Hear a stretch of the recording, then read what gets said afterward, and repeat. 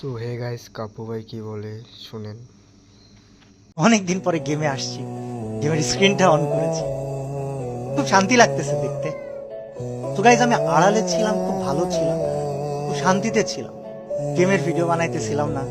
একটা সময় ছিল ভিউজের জন্য যা খুশি তাই করতেছিলাম, এটা ক্রেজ পাইতেছিলাম, ফেম পাইতেছিলাম, সাবস্ক্রাইবার্স পাইতেছিলাম, টাকা ইনকাম হচ্ছিল।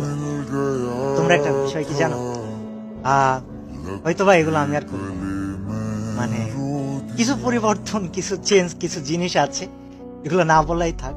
পরিকল্পনা আমি কাউকে বলবো না, শুধু আল্লাহ জানে আর আমি জানি। তবে তোমরা হয়তো এক সময় দেখতে পাবে।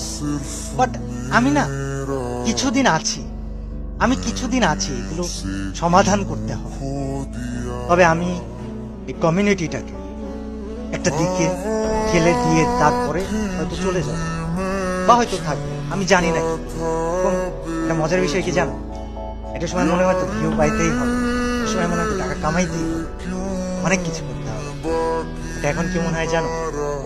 এখন মনে হয় কিছু একটা করে যেতে হবে, যেটা যেন মানুষ আমাকে আজীবন মনে রাখে।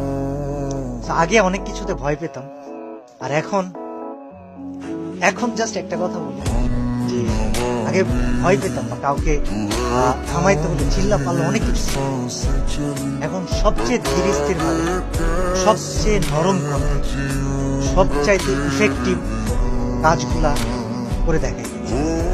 মানুষ আমাকে প্রশ্ন করতেছে, কল দিতেছে, ভাই আপনার চ্যানেলের 1800 ভিডিও কোথায় গেল? কোথায় গেল, কি হলো তোমাদের?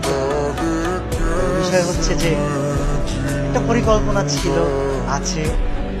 আমার জন্য দোয়া করো যেন আমি পরিকল্পনাটা বাস্তবায়ন করতে পারি, এবং তোমরা আমাকে মনে করো আজীবন। আমি তোমাদেরকে আসলে অনেক ভালোবাসি, কিন্তু তোমাদের থেকে বেশি ভালোবাসি আমি আল্লাহ। আমার পরিকল্পনাটা অবশ্যই থাকবে, তবে আছি আমি কিছুদিন তোমাদের জন্য হাতে থাকবো।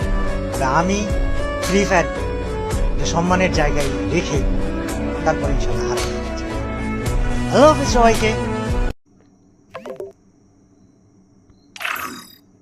সো গাইস, সব তো শুনলা কাপু ভাই কি কি বললো, আর এখানে আমার কিছু বলার মতো নেই আর।